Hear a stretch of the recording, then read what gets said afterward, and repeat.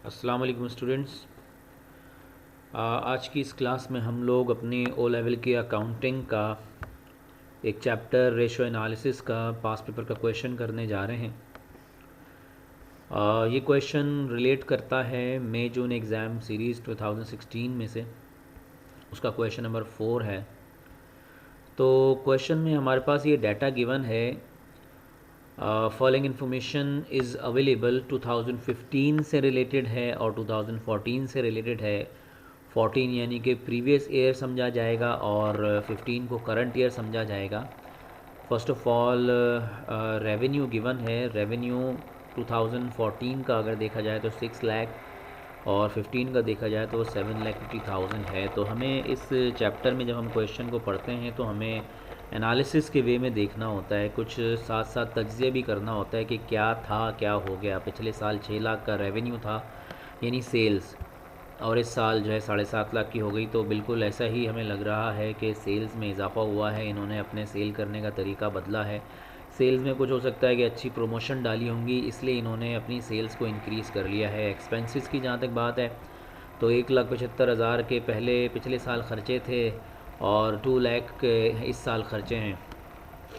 Profit for the year, profit इस साल का 1 लाख हुआ है और फिर पिछले साल का 50,000 का प्रॉफिट था। तो इस साल तकरीबन इन्होंने 100% पिछले साल के अकॉर्डिंग 100% इंक्रीज़ किया है अपनी प्रॉफिटेबिलिटी में। तो कैपिटल की जहाँ तक बात है, कैपिटल वही है 2,50,000 एंड 2,50,000, ठीक है। कैपिटल इन्वेस्टेड जो ऑनर का था वो सेम है। बैंक लोन रीपेबल 30 दिसंबर 2014, पिछले साल बैंक लोन था इनके पास 1,20,000 का, 2014 में शो हो रहा है लेकिन वो 2015 में शो नहीं हो रहा। इसका मतलब ये हुआ कि इन्होंने वो 2014 का लोन रीपे कर दिया है बर वक्त, ठीक है। और उसके बाद बैंक लोन रीपेबल 30 दिसंबर 2020। अब ये 2015 में एक ये नया लोन ऑब्टेन किया है 80,000 का इन्होंने, जिसको इन्होंने 2020 के अंदर रीपे करना है, ठीक है। तो ये this is a liability just, यानी कि एक लोन ये पे कर चुके हैं, ठीक है, पिछले साल, और एक नया लोन इन्होंने ऑब्टेन कर लिया है। इन्वेंट्री पिछले साल 2,60,000 की हेल्ड थी इनके पास, लेकिन इस साल 60,000 की है कि तो इससे ये ज़ाहिर होता है कि पिछले साल इनके पास ज़्यादा इन्वेंट्री रह गई थी, बेच नहीं पाए थे, सेल ज़्यादा नहीं हो पाई थी। इस साल इन्होंने हो सकता है कि इन्वेंट्री ज़्यादा बेच दी है, ठीक है, इसलिए इन्वेंट्री इनके पास कम मौजूद है। ट्रेड रिसीवेबल, जो लोगों से पैसे लेने हैं, कस्टमर से पैसा रिकवर करना है, पिछले साल 40,000 रह गया था लेना, इस साल 22,000 रह गया है। तो एनालिसिस यहाँ पर ये कहता है कि इनकी रिकवरी भी कुछ मुनासिब चल रही है। ट्रेड पेबल में 50,000 इस साल के एंड में देना रह गया, पिछले साल 60,000 देना था, तो ये भी कुछ मुनासिब चल रहा है। अदर रिसीवेबल, कुछ दीगर लोगों से कुछ और पैसे लेने, 1,500 इस साल के लेने हैं और पिछले साल के 2,500 लेने थे। अदर पेबल्स में 8,500 करंट ईयर का पेबल है एंड 3,500 प्रीवियस ईयर का पेबल था। बैंक बैलेंस की जहाँ तक बात है, बैंक बैलेंस पिछले साल क्रेडिट बैलेंस था 40,000, यानी बैंक का इन पर लोन था, ओवरड्राफ्ट था। बैंक के क्रेडिट बैलेंस का मतलब ये है कि बैंक से इन्होंने एक्स्ट्रा अमाउंट लिया हुआ था, which is called overdraft facility. Overdraft facility ली हुई थी, और इस साल की जहाँ तक बात है डेबिट बैलेंस पर आ गए हैं, यानी वो ओवरड्राफ्ट की फैसिलिटी भी ख़त्म कर दी इन्होंने, वो लोन शॉर्ट टर्म वापस भी कर दिया है, प्लस इनके बैंक में एट दी एंड ऑफ 2015 28,000 का बैलेंस मौजूद है, बैंक बैलेंस। तो रिक्वायरमेंट नंबर ए यहाँ पर है हमारे पास।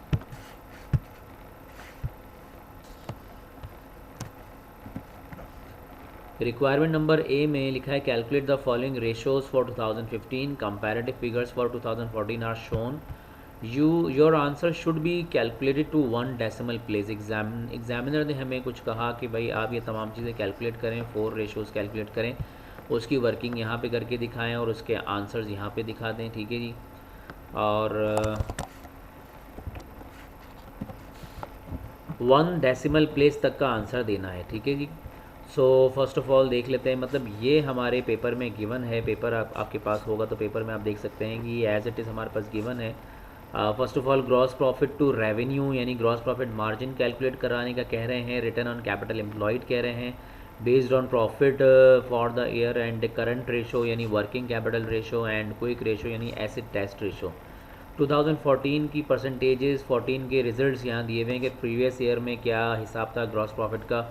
It was 37.5% in previous year and return on capital was 20% in previous year and current ratio was 2.9:1 and quick ratio 0.4:1. Now we have to calculate the current year's gross profit to revenue and return on capital, current ratio and quick ratio. तो अब हम इसको लेकर आते हैं इसकी working पे बात करेंगे, ठीक है जी। ये आ गई इसकी वर्किंग। देखिए हमने ग्रॉस प्रॉफिट टू रेवेन्यू, अगर मैं इस नाम पे गौर करूं तो मैं यहाँ पर नाम देख रहा हूँ ग्रॉस प्रॉफिट टू रेवेन्यू, यानी gross profit divided by revenue. The formula will be gross profit divided by revenue multiply by the 100, it will give the percentage, ठीक है। तो ग्रॉस प्रॉफिट को ऊपर रखना है, रेवेन्यू को नीचे रखना है। अगर मैं बात करूँ डाटा के अंदर, revenue was given in the data, और ऊपर यहाँ पर गौर से देखें तो लिखा था कि calculate the following ratios for 2015 के लिए हमने कैलकुलेशन करनी है। 14 की इन्होंने दी हुई है, ठीक है। तो मैं इन चीज़ों की कैलकुलेशन की हम बात कर रहे हैं, ये हमने कैलकुलेट करना है। तो gross profit divide by revenue, तो रेवेन्यू तो है, रेवेन्यू की टेंशन नहीं है सर। प्रॉब्लम ये कि ग्रॉस प्रॉफिट यहाँ पे कहीं नज़र नहीं आ रहा। ग्रॉस प्रॉफिट वैसे तो अगर बात की जाए तो ग्रॉस प्रॉफिट हम नॉर्मली कैसे निकाला करते थे, आपको याद होगा, सेल्स में से माइनस करवा दी जाए अगर कॉस्ट ऑफ गुड्स सोल्ड, तो आ जाता है ग्रॉस प्रॉफिट, ठीक है। सेल्स में से अगर कॉस्ट ऑफ गुड्स सोल्ड को निकाला जाए, जो बिल्कुल एक सीधा सा तरीका है ग्रॉस प्रॉफिट निकालने का, लेकिन यहाँ पर cost of goods sold given नहीं है। अगर मैं बात करूँ कि सर मैं इस तरीके से ग्रॉस प्रॉफिट निकाल लूँ, तो ग्रॉस प्रॉफिट निकालने के लिए यहाँ पर हमें cost of goods sold given नहीं है। तो cost of goods sold given नहीं है, तो ये sales minus cost of goods sold करके आप ग्रॉस प्रॉफिट नहीं निकाल सकते। तो अब क्या करना होगा, अब आप आगे का एक फॉर्मूला भी जानते हैं कि ग्रॉस प्रॉफिट में से अगर आप ऑपरेटिंग एक्सपेंसेस को लेस करवा दें तो आपके पास जो अमाउंट आता है that is called net income, ठीक है जी। ग्रॉस प्रॉफिट में से अगर आप ऑपरेटिंग एक्सपेंसेस को माइनस करवा दें तो आपके पास अमाउंट आता है नेट इनकम। तो ग्रॉस प्रॉफिट अगर मुझे इस फॉर्मूले से निकालना है तो मुझे क्या करना होगा, नेट इनकम में ऐड करवाने होंगे ऑपरेटिंग एक्सपेंसेस। तो यही फॉर्मूला मैंने वहाँ पर दिखाया है वर्किंग में कि gross profit is equals to net income plus operating expenses, यानी कि प्रॉफिट जो हमें गिवन है, नेट इनकम जो गिवन है, नेट प्रॉफिट के अंदर ऐड ऑन कराना होगा एक्सपेंसेस को जो कि हमें दिए हुए हैं। तो profit for the year was 1 lakh and expenses were 2 lakh. तो 1 lakh plus 2 lakh is equal to 3 lakh, यानी ग्रॉस प्रॉफिट आपका सीधे फॉर्मूले से कैलकुलेट नहीं हुआ, फर्स्ट फॉर्मूले से कैलकुलेट नहीं हुआ, it is calculated with the help of the second formula, ठीक है जी। तो 1 lakh plus 2 lakh 3 lakh, gross profit is $3 lakh. अब फॉर्मूले के according gross profit will be divided by revenue. तो 3 लाख का ग्रॉस प्रॉफिट आ गया डिवाइडेड बाय 7,50,000 की रेवेन्यू यानी sales and multiply by the 100, then we got the answer 40%. So this is the gross profit rate 40%. As you can see के previous year में 37.5% था, इस year का जो ग्रॉस प्रॉफिट का रेट है दैट इज़ 40%, और तकरीबन 2.5% का इंक्रीज़ आया है, ठीक है जी। नेक्स्ट बढ़ते हैं return on capital employed. Return on capital employed हमने सीखा था, रिटर्न ऑन कैपिटल एम्प्लॉयड सीखा था। तो what is the formula sir, formula is net income, return means net income, ठीक है। Net income divided by capital employed and multiply by the 100। तो net income तो ये गिवन है profit for the year, net income का issue नहीं है। हमें कैलकुलेट करना होगा कैपिटल एम्प्लॉयड। तो कैपिटल एम्प्लॉयड का मैंने फॉर्मूला आपको पहले भी क्लासेस में बताया था। तो कैपिटल एम्प्लॉयड का मतलब ये कि सबसे पहले तो आपको रखना होगा कि जो भी कैपिटल हमारे बिज़नेस में इन्वेस्टेड है, कैपिटल आप रखें, क्योंकि उस कैपिटल का मकसद क्या होता है, बिज़नेस को ग्रो करना, बिज़नेस को एक्सटेंड करना, ठीक है। और इसके अलावा कैपिटल का जो मकसद होता है, एक और चीज़ का मकसद होता है जिसे हम कहते हैं लॉन्ग टर्म लोन। जो भी हम लॉन्ग टर्म लोन किसी भी बैंक से लेते हैं या किसी भी कंपनी से लेते हैं, तो लॉन्ग टर्म लोन का भी यही सेम मकसद होता है जो कैपिटल का होता है, ठीक है। तो कैपिटल का और लॉन्ग टर्म लोन को अगर हम सम अप कर लें तो it will become the capital employed. तो कैपिटल एम्प्लॉयड हम कैलकुलेट करने लगे हैं। तो कैपिटल का अमाउंट था 2,50,000 और लॉन्ग टर्म लोन हम बात करें 2014 वाला तो यहाँ पर है ही नहीं, लेकिन हमने नया जो लोन लिया हुआ है जो कि 2020 के अंदर हमने रीपे करना है, तो 80,000 का ये लॉन्ग टर्म लोन था। तो 2,50,000 में 80,000 का लॉन्ग टर्म लोन जब हमने एड ऑन कराया है तो ये बन गया 3,30,000। 3,30,000 का कैपिटल एम्प्लॉयड बन गया। तो हमने नेट इनकम जो कि 1 लाख थी डिवाइड करवाई 3,30,000 and multiply by the 100, then हमारे पास आंसर आया 30.3%, जो कि प्रीवियस ईयर की बात करें 20% के अकॉर्डिंग ये 30.3% तकरीबन 10.3% का इंक्रीज़ आया है हमारे capital return on capital employed में। यानी कि जितना भी हमने अपनी कंपनी में पैसा लगाया हुआ है उस पैसे को अगर हम कंपेयर करवा रहे हैं अपने नेट इनकम से, या यूँ कह लें कि नेट इनकम को लगाए हुए एम्प्लॉयड पैसे से जब कंपेयर करा रहे हैं, परसेंटेज निकाल रहे हैं, तो प्रॉफिट हमारा 10% इंक्रीज़ हुआ है as compare to previous percentage. 30% हमने अपने लगाए हुए पैसे का आउटपुट पाया है, रिटर्न पाया है। उसके बाद करंट रेशो है। Current ratio working capital ratio को बोलते हैं, current assets divided by current liability just. तो करंट एसेट और करंट लायबिलिटी को डिवाइड कराया जाएगा तो we have to find out the current assets and current liability. So CA I have use the short form CA for current assets. Current assets are equal to inventory, मतलब यहाँ पर अगर हम बात करें हमारे पास कौन कौन से एसेट दिख रहे हैं सर, ये तो रेवेन्यू था, एक्सपेंस, प्रॉफिट, कैपिटल, लोन, यहाँ नहीं है तो लॉन्ग टर्म लोन है। ये सर इन्वेंट्री करंट एसेट है, ट्रेड रिसीवेबल करंट एसेट है, ट्रेड पेबल करंट लाइबिलिटी है, अदर रिसीवेबल करंट एसेट है, अदर पेबल करंट लाइबिलिटी है। तो हमने इसी में से inventory, trade receivable, other receivable and bank balance, this bank balance is also current asset. तो we have 4 current assets, inventory, trade receivable, other receivable and bank. हमने इन सबको समअप करवाया, then we got 111,500, the total of current asset 111,500। Then we calculated the current liability. Current liability हमारे पास यहाँ पर थी trade payable and other payable. We have only 2 liabilities है, trade payable plus other payable. तो trade payable other payable को add on करवाया तो अमाउंट आया 58,500। देन हमने फॉर्मूले में वैल्यू पुट की, करंट एसेट्स का अमाउंट ऊपर रखा 111,500 डिवाइडेड बाय 58,500, तो हमारे पास जवाब आया 0.9:1। करंट एसेट्स करंट लायबिलिटी यानी करंट रेशो का, कोई रेशो का जो आंसर हमें देना होता है वो 1:2 यानी कि रेशो करके देना होता है। 0.9:1 यानी कि हमारे पास हर $1 की लायबिलिटी पे करने के लिए $0.9 मौजूद है हमारे पास, ठीक है। जो कि प्रीवियस अगर ईयर की बात करें तो हमारे पास हर $1 की लायबिलिटी पे करने के लिए $2.9 के हमारे पास करंट एसेट हुआ करते थे। तो इस बार हमारे करंट एसेट कम हो गए हैं, ठीक है। अब करंट एसेट यानी कि शॉर्ट ऑफ कैश चल रहे हैं, हो सकता है कि कैश की शॉर्टेज चल रही हो सकता है कि इन्होंने जो है अपना और कोई रिसीवेबल जो है वो कलेक्ट कर लिए हैं, रिसीवेबल कलेक्ट करके पैसा जो है कहीं री इन्वेस्ट किया है, या पैसे की किसी और वजह से शॉर्टेज चल रही है, फंड्स इनके पास अवेलेबल है नहीं। और इसका एक रीज़न ये भी हो सकता है कि इन्होंने अपनी एक्चुअली लायबिलिटीज़, करंट लायबिलिटी को ज़्यादा बढ़ा लिया है। करंट रेशो के बिगड़ने का, इसका जो एक लेवल है उस लेवल से बिगड़ने का एक रीज़न ये भी है कि करंट एसेट कम पड़ जाए, और एक रीज़न ये भी है कि करंट लायबिलिटी ज़्यादा हो जाए। तो हो सकता है कि इनकी करंट लायबिलिटी जो है वो ज़्यादा हो गई हैं इस वजह से। अगर हम यहाँ पर भी देखें कि प्रीवियस ईयर में 3,500 के अदर पेबल थे, मगर यहाँ पर 8,500 की जो है अदर पेबल हो गए हैं, ठीक है। तो लायबिलिटी यहाँ पर थोड़ी सी इंक्रीज़ ही हुई है। उसके बाद क्विक रेशो है यानी asset test ratio. Quick ratio में हम लोग अपने क्विक एसेट को रखते हैं divided by quick asset divided by current liability.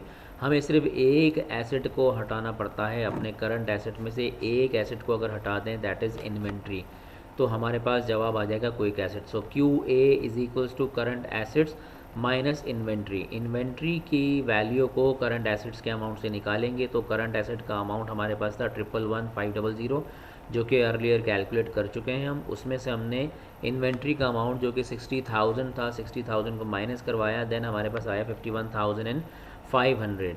तो ये क्विक एसेट आ गए। क्विक एसेट कौन से होते हैं कि दैट आर प्रॉम्प्टली और ईजिली कन्वर्टेबल इनटू कैश, जो कि हमारे पास बहुत जल्दी कैश में कन्वर्ट हो जाते हैं। ऐसे एसेट्स को हम क्विक एसेट्स कहते हैं, ठीक है, जिनमें इन्वेंट्री शामिल नहीं है। तो जब हमने क्विक एसेट्स को डिवाइड कराया करंट लाइबिलिटी से, तो करंट लाइबिलिटी तो वही है हमारी 58,500 है, तो हमारे पास अमाउंट आया, जवाब आया 0.8:1, यानी हर $1 की करंट लाइबिलिटी पे ऑफ करने के लिए हमारे पास क्विकली जो एसेट्स मौजूद हैं वो $0.8 के मौजूद हैं। ठीक है, प्रीवियस ईयर में ये जो रेशो था ये बहुत ही ज़्यादा बिगड़ा हुआ था। हर $1 की लाइबिलिटी पे करने के लिए हमारे पास $0.4 के क्विक एसेट थे, तो इस बार क्विक एसेट हमारे पास बढ़ गए हैं। ठीक है जी, तो यहाँ तक हमने इन तमाम के जो है आंसर्स निकाल दिए हैं, बट हमारे पास बी रिक्वायरमेंट भी है।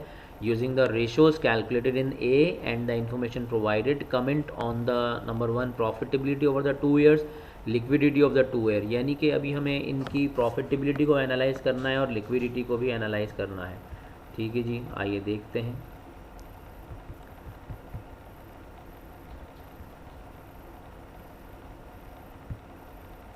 ओके जी, कमेंट ऑन प्रॉफिटेबिलिटी। तब देखें जो कमेंट्री होती है, हमने अगर प्रॉफिट पे कमेंट करना है या हमने लिक्विडिटी पे कमेंट करना है, प्रॉफिट का मतलब तो प्रॉफिट को देखकर आप बताएं जो ग्रॉस प्रॉफिट आपने देखा यहाँ पर पिछले साल क्या था, इस साल क्या हो गया। रिटर्न ऑन कैपिटल एम्प्लॉयड आपने देखा पिछले साल क्या था, इस साल क्या होगा, तो ये प्रॉफिटेबिलिटी पे कमेंट कहलाएगा। और लिक्विडिटी ओवर 2 ईयर्स का मतलब ये है कि जो अवेलेबिलिटी ऑफ कैश यहाँ पर आपको दिखाई दे रही है, हर $1 की लाइबिलिटी के लिए कितने आपके पास करंट एसेट हैं, हर $1 की लाइबिलिटी पे करने के लिए कितने क्विक एसेट आपके पास मौजूद हैं, ये आपकी अवेलेबिलिटी ऑफ कैश के ऊपर कमेंट करने को कहते हैं लिक्विडिटी को। ठीक है, लिक्विडिटी कहलाता है ये।